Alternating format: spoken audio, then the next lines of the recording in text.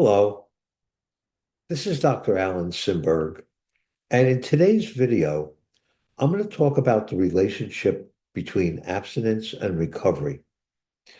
The reason I'm going to do that is in speaking with certain of my clients in the past, one of the things that I learned was that some of the clients believed that when they were abstinent from whatever their addiction challenges were, they believed that they were in recovery.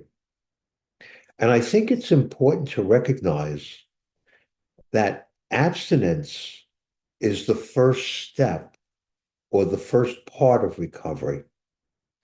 The reason that this is important to recognize is it's not unusual when someone is active in their addiction for them to have challenges in their major life areas. And when I'm talking about major life areas, I'm talking about things like family life, finances, work. And especially within the first 90 days of recovery, first of all, there's the challenge of managing any withdrawal symptoms that are experienced. Another challenge is managing all the intensity of emotions that can and usually are experienced at some point within that 90-day period. And the other part of that is it's important to recognize that just being abstinent does not make the rest of your life easy. Whatever area of your life that your addiction has affected is going to still be difficult. In the research that I've conducted, which obviously can't be 100% thorough, but even in talking to clients, what I've learned is that what's most often focused on during recovery is abstinence. And I believe what's missing is how to help people who are in recovery to manage those major life areas. In my book, Back to Living, and my e-learning program, Action-Based Recovery, not only do I talk about things that are related to addiction, so for example, even how our thoughts can help to manage recovery or maybe make it difficult to continue managing recovery. But I also have strategies, which I refer to as action steps, that can help anyone to manage any of their major life areas that may be challenging and can also be a trigger for relapse.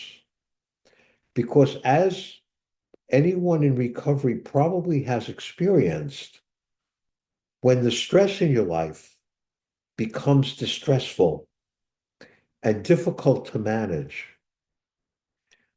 that can trigger relapse.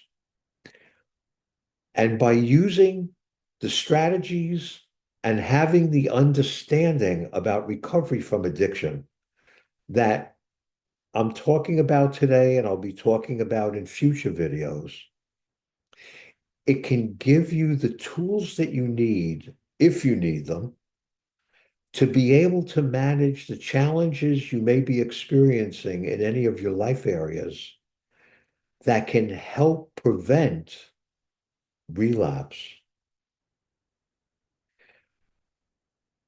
Another thing that I want to mention is that as people usually experience recovery to be challenging in different ways, it's really important to never give up. Don't give up. I know that that can be a very difficult guideline to follow, especially if you're experiencing a very high level of distress, but there's always an answer. Even if it means going for extra support. And by extra support, I mean in addition to the information I'll be providing, and it's the usual support. It's attending 12-step meetings, maybe talking to a trusted friend. But it's so important that you never give up. There's always a way, even though it may not be obvious at a specific point in time. If you're interested in learning more about what I'll be talking about, you can click the subscribe button below and also the notification bell. And in my next video, if you've noticed in the background of this video, there's a bridge. I'm going to talk about what that bridge's relationship is to recovery from addiction.